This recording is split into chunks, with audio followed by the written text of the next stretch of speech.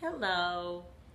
As we go through life, and if you are my age, I'm 53, we all inevitably, by this age, we all know someone, if not more than one couple, who admit that they're completely unhappy, but they're staying together for the children. We're going to stay together for the kids. We got to stay together for the kids. We've all heard that. Now, if you're 23, you may not have heard that yet or know that, or you're younger, your friends are all getting married for the first time. I have friends that are married 30 years. I have friends that are on their second marriages for 20 years. But I also have a lot of people that I've known through the years, and as they would approach, it seems like that 20-year mark, there was a lot of misery. And the sentence I always heard from people was, we have to stay together for the kids. We have to stay together for the kids. Now, this can be a polarizing, people can have opinions on this either way, black and white. I am not here to change your mind. Whether you're with a narcissist or not, the reason I wanted to make this video is I have a strong opinion on this, and I'm going to share it with you, and I have the background, I think, as a divorced person and as a child of divorce, to tell you how I feel and what my experience was. When you have a couple that is saying they are staying together for the kids, and I knew people that were doing this, and the children, were in college, high school. Okay, so they're done now. They're cooked. So first, let me tell you, I'm not an expert on divorce, but my ex-husband tells me I should write something teaching people how to divorce, which I'll make a video or two about that, because we had a great divorce. But as far as staying together for the kids, first of all, my parents were divorced when I was 4 years old. And I have been a stepchild 3 times between the two of them. That's a lot of marriages and another divorce for each. I'm divorced. My brother's divorced with kids. It's all around us in our family. Now, you may say, well, when you grow up in a family like that, staying together for the kids might mean to you that you don't want your kids to think that divorce is an option. I think that when parents divorce and you're 4 and you're a stepchild a few times, yes, I do think that there is an automatic built-in feature. Like, I know friends who are of parents that are still married. All 4 siblings are all married. They're all over 20 years. Nobody's getting divorced anywhere in sight. That's fantastic. And maybe those people that have those parents that have been happily, blissfully in love, married for 60 years, do take better care in choosing their mate so that then they don't get divorced, because they have a healthier state of mind when choosing. It can go way back to the choice. I feel I married the exact person I was supposed to marry. My life is exactly as it should be. I'm great best friends with my ex-husband. My daughter's remarkable. So I always look at things as they happen the way that they should have, okay? A lot of people get very, very worked up at the thought of, but I can't leave my children. It's going to be terrible for my children. I feel I had a very nice example of married people over here, over here, over here. What made me finally divorce is, you have to think, is your marriage something that you want your children to emulate as a healthy marriage? So if you get to the point that you don't think your children should look to you and your spouse as an example of a healthy marriage, then you either need to maybe get some work, you and your husband or wife, and work that out, or make some decisions that are hard. And I am not, this is not a pro-divorce video. Not at all. I love the stories of people that are married 60 years and 25 years and still blissfully happy. I think more kudos to you than I could even muster, because it's hard work. But to say we're going to stay together for the kids, so whether you're with a narcissist or not, if you are saying, I can't leave. I can't leave. It's the kids. I venture to ask you what you think your kids are getting out of your marriage. Now, you may say, well, it's financial. Okay. It is tough financially to get a divorce no matter who you are. Things get cut in half. There's now 2 households, 2 everything. Yes, financially it can be a dissolution. Of course, that's part of it. And people don't want to go through that. And people don't want to give up their lifestyle. And people don't want their kids to give up their lifestyle. I'm here to tell you, as somebody, again, who's had a lot of divorce around them, as long as your children have love in their life, they will flourish. Kids are resilient. And I'm going to tell you something else that you may not have told yourself. If you're trying to live and keep your life looking ideal for your children and stay married and da-ba-ba, if your husband or wife is a narcissist, you don't think your children see the toil and the work and the strife that you're putting into it, or the torture that you're enduring, or what you listen to? Kids hear everything. And I think that's where parents get confused. We put the kids to bed, we can fight now. Oh, the kids are over there playing with their friends, we can have this.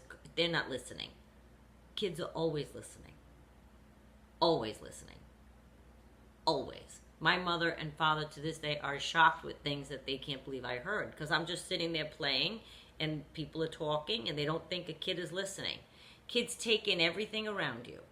So if you're staying for that reason and otherwise you would have strength to leave your narcissist or any marriage, I just want to tell you that I don't always think that that's the best solution.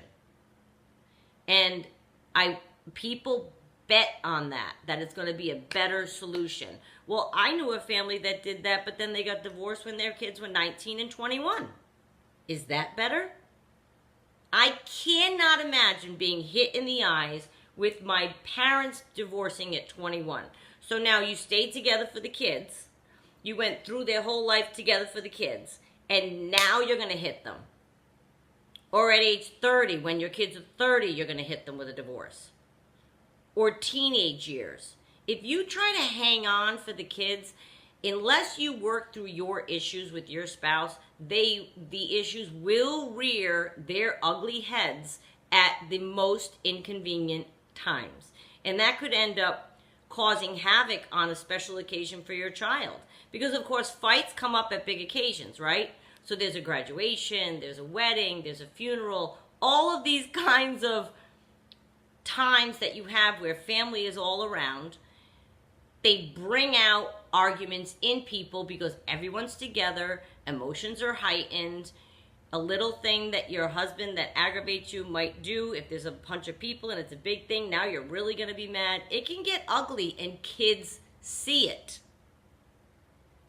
I'm just here to say to you, if the only thing stopping you from leaving your narcissist, or like I said, otherwise, it doesn't have to be a narcissist, your spouse, is because you don't want to leave the kids, I just want you to look at that again. And again, I'm Catholic. I didn't sign up for marriage to get a divorce. It's not an easy decision. It's not something I want to dole out as a solution. I admire the people that say, nope, I took vows, I'm going to work it out. Well, then you got to work it out. You have to go and work your issues out. If that's how you feel and you really don't want to leave because of the kids, then give the kids a gift and both of you have to go and work out your stuff. Because I'm telling you right now, if you think you're hiding your issues from your kids, you're not. 1000% you are not. They feel it in the house. I felt it every single I knew each divorce was imminent that was happening around in my family. And we just happen to be a family who's divorces. So you might say, well, then that doesn't make you an expert on marriage. Oh, God, no. I'm not an expert on anything except peanut butter. I know the best peanut butter. But I'm not an expert. No. Of course not.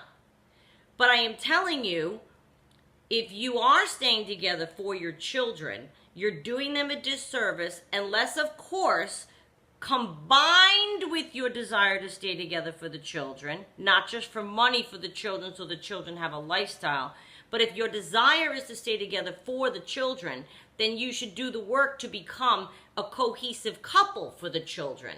Because your goal for your children should be that you're a cohesive unit. Even though I'm divorced from my ex-husband, we're a cohesive unit when it comes to my daughter. And she always knew that, and she always felt that, and she always saw that. Together, when we were married, I think I didn't want her to see, then you're fighting and you think she doesn't see. They see. They see. So I didn't want her emulating that as an example of marriage. I wanted her to be able to find and see other healthy examples of marriage that may lead her to pick the right person in her life. Do you see what I'm saying? So staying together for the kids, when people say that, it sounds noble, but number one, you're not thinking of your own happiness. If you're utterly miserable, is that good for your kids? I would have been a completely different kind of person had I stayed with my husband. And my daughter has had an extremely happy life with me, with him, with both of us, all of us together. We have a very nice relationship that we have built through the years. We're always there for each other. We have a nice, congenial relationship. It's friendly. We're there for each other. And I'm going to make a video about how you can divorce and have all those things be true. But it's extremely vital that you look at that. If you're saying, I can't divorce them because of the kids. Are your kids 20? Are they 15? Are they 10? Are they 3? Are they 30? When is okay for you to get your happiness? Because let me tell you something. Your child will sense if you're not happy. You will give less to your child if you're in a state of always unhappiness. You won't have it. You have to have your own buildup of happiness and peace and zen and good chi to give to your child. The only way you can do that is if you find your place of good chi and zen and peace and happiness. If that is with your spouse, then God bless you and go forth and prosper. But if you have wrinkles to work out and you're on the verge of we should leave, but we're staying together for the kids, I almost detest when I hear that sentence. Because I'm telling you right now, that is not the reason to stay with a person. I'm sorry. It's just not. It's not. Now you might say, hey, you don't know what you're talking about. We have a special needs child and we have financial problems and we have... I am not saying there are not extenuating circumstances in every situation that make you have a very personal decision. But what I am saying is, if that is what you're doing, then both of you need to go and talk to people to iron out your own issues. If you do, in fact, decide to stay together for the kids. And ask yourself, will the issues you have with your spouse rear their ugly head later? Like if you're sitting there right now at home and you have a 5 and a 6-year-old, are these issues that you're talking about with your husband still going to be around when they're 15 and 16 or 25 and 26? And now what? Now you're getting a divorce in the middle of them planning a wedding? The issues don't go away with your partner unless you work them out and work them through. And that needs help sometimes. And oftentimes we're too proud or embarrassed, or we don't want to go to a counselor, or we don't want to mention it to our spouse, or we don't want to, admit to ourselves that we may need professional help. I advocate professional help for people when they're in that situation because it sometimes takes a third party who's neutral, who's unbiased, to maybe listen and hear and guide you and point things out to you. So please, I beg you, if you're of the mindset that you're staying together for the kids, I would like you to look at that again. And I'm not telling you to divorce. I do not want that message being taken from this video. That is not what I'm saying.